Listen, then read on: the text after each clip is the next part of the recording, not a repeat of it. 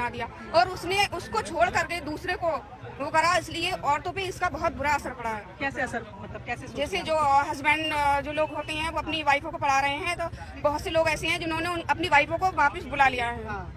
तो देखा आपने, एक ज्योति मौर्य की वजह से हो गया है 136 बीवियों का सपना चकनाचूर। तो दोस्तों, मैं आज आपको बता देना चाहता हूं कि इस पर किस तरह का रिएक्शन किया जा रहा है और क्यों अपने बीवियों को लोग प्रयागराज से या कहीं भी कोचिंग करा रहे हैं, यूपीएससी की तैयारी कर रहे हैं, चाहे जो भी सिविल सर्विस की तैयारी करा रहे हैं, वापस बुला रहे हैं। बस कहा जाता है कि एक मछली पूरे तालाब को गंदा कर देती है। आज ये उदाहरण प्रूफ हो गया, एक ज्योति मौर्य की तरह तमाम हजारों लड़कियों और बीवियों का सपना चकनाचूर हो रहा है। तो प्लीज आप वीडियो में बने रहें, आपको रिएक्शन दिखाते हैं। तो चलते हैं, लेट्स गो। संकट में है आलोक और ज्योति के साथ। ठीक है, और चलिए इनसे पूछ लेती हूँ, आपको भी प्रकरण मालूम ही है पूरा जो चल रहा है, क्या राय रखते हैं इस पर? यही राय है, सामाजिक चीजें खराब हो रही हैं इससे।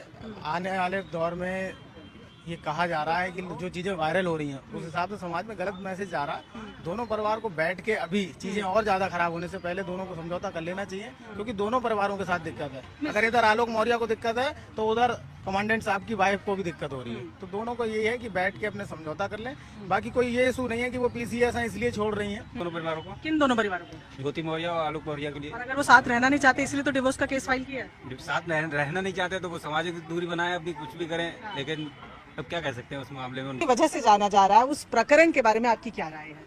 देखिए, मुझे लगता है कि पति और पत्नी के बीच का संबंध नितांत व्यक्तिगत मामला है ना। और जैसा मुझे लगता है कि शायद मीडिया हाइप की वजह से ये प्रकरण इतना चर्चित हो गया है, जो नहीं होना चाहिए था। किस पति और पत्नी के बीच में तलाक की नौबत नहीं आती, किस पति और पत्नी के बीच में विवाद नहीं होता। विवाद का कारण चाहे कुछ भी क्यों ना हो, लेकिन मुझे लगता है कि इस विवाद को अनावश्यक तूल दिया गया। और जैसा कि उनके पति दावा कर रहे हैं कि मैंने पढ़ाया, मैंने कैरियर बनाया, केजी से वो पढ़ा के लाया था क्या, है ना। उसके माता पिता तो कहीं रहे ही नहीं होंगे, पहली क्लास से उसी ने पढ़ाया होगा, तभी वो इस मुकाम तक पहुंच गई। तो मुझे लगता है अनावश्यक तूल ना दिया जाए, इसे एक व्यक्तिगत मामले की तरह इसे ट्रीट किया जाए। आपके लेकिन ये नहीं जाना चाहिए, क्योंकि देखिए, अगर आप अपनी इंडियन कल्चर की बात करें, एक तरफ हम बात करते हैं विमेन एम्पावरमेंट की। जब आप विमेन को आगे बढ़ाना चाह रहे हैं तो आपको अपने हर तरीके से विचारों में भी बड़ापन लाना पड़ेगा, विचारों को ब्रॉड बनाना पड़ेगा, क्योंकि उसके बिना आप कुछ नहीं कर सकते। दहशत में हो रहे हैं तो वो गलत है, क्योंकि अगर उन्होंने ये स्टेप लिया है कि हम अपनी वाइफ को बढ़ा रहे हैं तो उसमें बिल्कुल बोल्डली बने रहें, उस स्टेप को कायम रखें कि हाँ हमने बढ़ाया है। अगर वो उनसे ज्यादा अच्छा ओहदा पा रही है या आगे पहुंच रही है तो उनको अपनी विचारधारा में चेंज लाना पड़ेगा, ना कि ये कि आप उसके लिए झगड़ा करें। तो बहन हमारी ज्योति मौर्य, अगर आप इतने बड़े पद पे हो गई, आपको किसी ने पढ़ा लिखा कर जब इतना ऊंचा कर दिया, तो आपका क्या फर्ज बनता है? आपके पति परमेश्वर के समान है, पति को भगवान माना जाता है, और अपने भगवान को छोड़ दी। जिसने आपको पढ़ाया, बाप का फर्ज निभाया, आप उसको छोड़ने पर तैयार हो गई, उनको तलाक करने पर तैयार हो गई।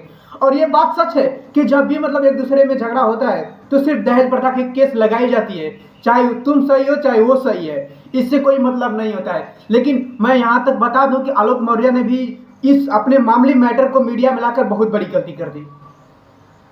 अगर आप उसी समय अपने घर पे पंचायत करके समझा लिए होते तो आज इतने औरतों का सपना बर्बाद नहीं होता। आज ये पहली औरत नहीं है जो ऐसा कदम किए, ऐसा काम किए। ऐसे तमाम तरह के बहुत औरतें हैं, बहुत आदमी है। ऐसा नहीं कि आदमी सही है, वो भी इतने बड़े ढक्की होते हैं कि कहीं भी देखो ठड़क जाते हैं, किसी बीबी को देख के मुस्कुराए, कहीं भी मुंह मारने को कहते तो मार लेते हैं। तो ऐसा नहीं है, दुनिया ही ऐसी है कि मतलब ये प्यार और मैटर बहुत अधिक बढ़ गया है।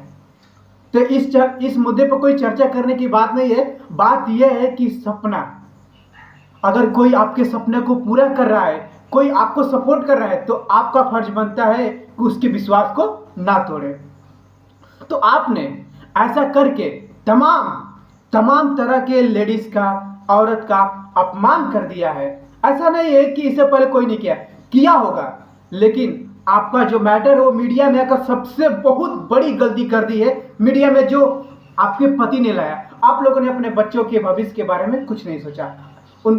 उनको तुम्हारा पैसा, उनको तुम्हारा प्यार, और तुम्हें उनका प्यार, उनका पैसा, ऐसा करने से कैसा होगा?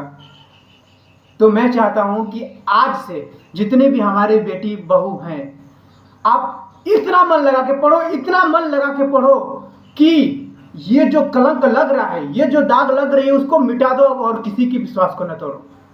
बस इस वीडियो बनाने का मतलब यही है कि आप किसी की विश्वास को मत तोड़ो और यूपीएससी का तैयारी करो, आईएएस बनो, एसडीएम बनो, कुछ भी बनो, लेकिन किसी विश्वास को न तोड़ो और इस कलंक को मिटा दो बस।